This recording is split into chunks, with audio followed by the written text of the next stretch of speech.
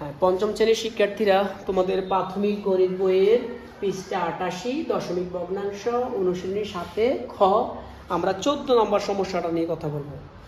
স্যারে পড়ি, একটি আয়তাকার জমির ক্ষেত্রফল 729 বর্গ মিটার, এর প্রস্থ 22.5 মিটার হলে দৈর্ঘ্য নির্ণয় করো। একটু খেয়াল করো একটু। আমরা এটা একটা ধরো আয়তাকার জমি, এই জমিটার আমরা জানি এটার ভিতরের যে অংশটা সেটা হলো ক্ষেত্রফল, সেটা হলো 729 বর্গ মিটার। আচ্ছা, আর এই দিকটা হলো দৈর্ঘ্য, এই দিক হলোটা কি প্রস্থ, ঠিক না? এখন প্রস্থ দেওয়া আছে 22.5 মিটার, দৈর্ঘ্য দেওয়া নাই, এটা তো ক্ষেত্রফল দেওয়া আছে। তাহলে আমরা কি করতে হবে? তোমরা তো জানো আয়তাকার ক্ষেত্রের ক্ষেত্রফলের সূত্র হলো কি? আয়তাকার ক্ষেত্রের ক্ষেত্রফলের সূত্র হলো দৈর্ঘ্য গুণ প্রস্থ। আর আমাদের এখানে কি নেই? দৈর্ঘ্য নেই। তাহলে দৈর্ঘ্যটাকে বের করতে হলে আমরা কি করব? ক্ষেত্রফলকে প্রস্থ দিয়ে ভাগ করব। ক্ষেত্রফলকে প্রস্থ দিয়ে ভাগ করতে হবে। তো আমরা এটা লিখতে পারি আয়তাকার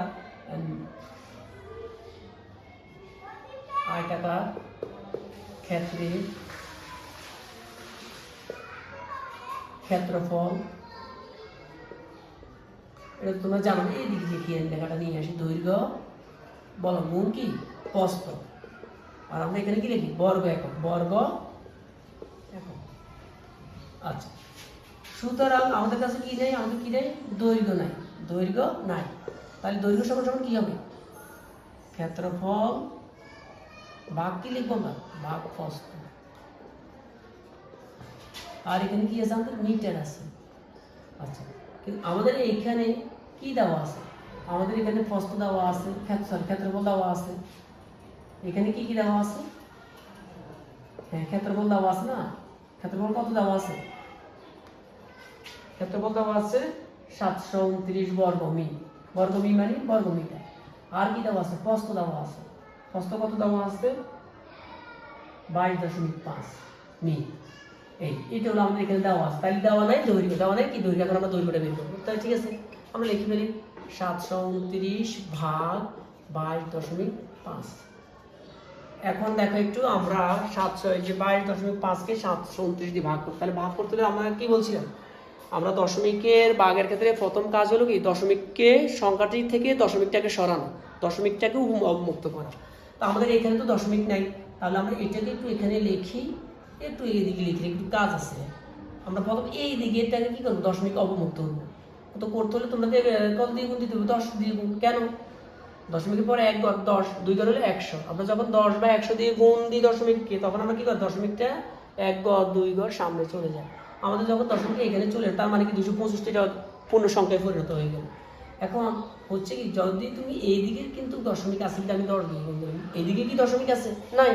আচ্ছা, না থাকলেও যদি এদিকে 10 দিয়ে গুণ দিই, এদিকেও 10 দিয়ে গুণ দিব, ঠিক আছে?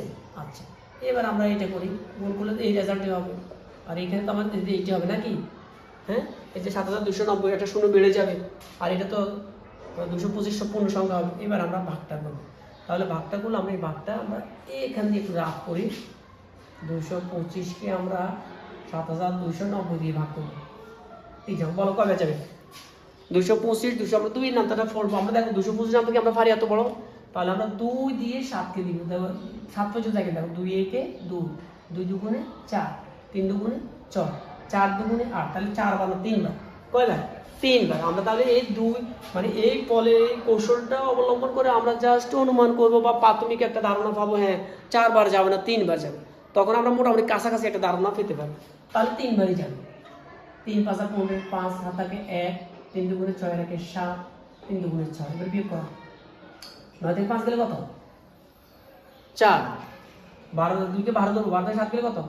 5 হাত 1, 6 7। আচ্ছা, নামালাম। এবার এই শূন্য, এবার কবার যাবে একটু চিন্তা করো। এবার দেখো, আবার 2 দুগুণে 4, 3 দুগুণে 6, তাহলে আমার তো 3 বার না, আবারও এবার যাবে 2 বার। তাহলে 2 বার যদি দিই, 5 দুগুণে 10, শূন্য হাত 1, 2 দুগুণে 4, 5, 2 দুগুণে 4, শূন্য। 14 থেকে 5 গেলে 9, হাত 4, 5। এবার আমরা কি করবো? দশমিক দিব। দশমিক দিয়ে একটা শূন্য নাম, এবার কবে যাবে চিন্তা করো। 200, 2 দিয়ে 4 দুগুণে 8, 4 দুগুণে 8, 5 দুগুণে 10 আছে। কিন্তু আমি 2 দিয়ে 9 কে তুলনা করি। 2 এর নামটা পড়ে তো বড় ভাগটা কাজটা করে ফেলি। তুমি 2 দিয়ে 9কে ভাগ করো, 4 দুগুণে 8, 5 দুগুণে 5 বার তো যাবে না, 4 হয়। তাহলে 4 দুগুণ আমরা 4 বার, 4 5 20 16, হাতে কত 2, 4 দুগুণে 8 2 10 17 1, 4 দুগুণে 8 কেন মিলে না। তাহলে আমরা কত পেলাম? 32.4 মিটার। তাহলে আমাদের এই অঙ্কের দৈর্ঘ্য কত হলো? দৈর্ঘ্য কত হলো? 32.4 মিটার।